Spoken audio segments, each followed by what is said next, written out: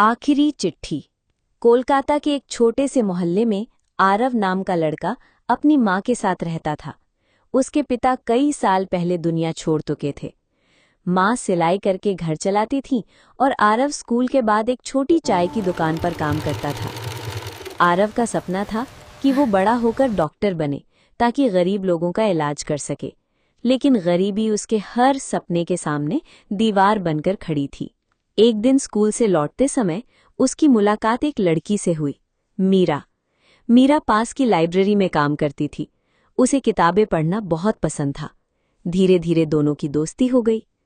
मीरा हमेशा कहती, आरव, इंसान गरीब हो सकता है लेकिन उसके सपने कभी गरीब नहीं होने चाहिए।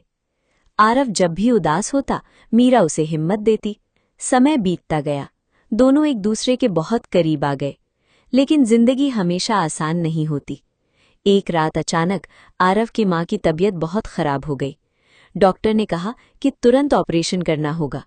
ऑपरेशन के लिए बहुत पैसे चाहिए थे। आरव ने हर जगह मदद मांगी, लेकिन कोई आगे नहीं आया। उसने अपनी पढ़ाई छोड़ दी और दिन रात काम करने लगा। जब मीरा को ये पता चला तो उसने चुपचाप अपनी सारी जमा पूंजी आरव को दे दी। आरव की माँ का ऑपरेशन हो गया, उनकी जान बच गई।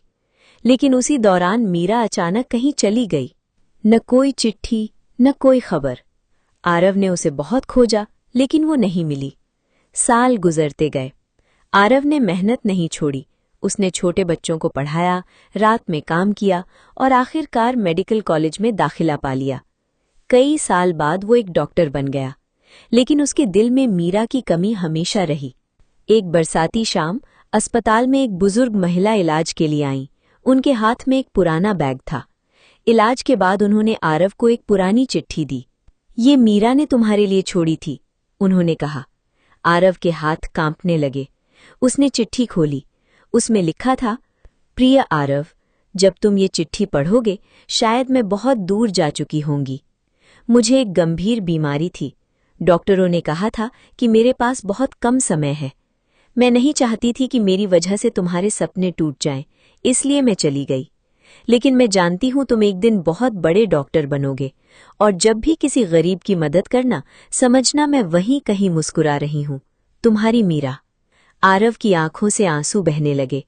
उस रात वो बहुत रोया, लेकिन उसी चिट्ठी के आखिरी हिस्से में एक और बात लिखी थी, अगर कभी जिंदगी तुम्हें बहुत अकेला कर दे तो मेरे सपने को पूरा करना, गरीबों के लिए एक छोटा सा अस्पताल बनाना। कुछ महीनों बाद आरव ने अपनी सारी बचत लगाकर एक छोटा सा अस्पताल खोला। अस्पताल के बाहर एक बोर्ड लगा था, मीरा चैरिटेबल हॉस्पिटल। वहां गरीबों का मुफ्त इलाज होता था। हर मरीज की मुस्कान में आरव को मीरा दिखाई देती।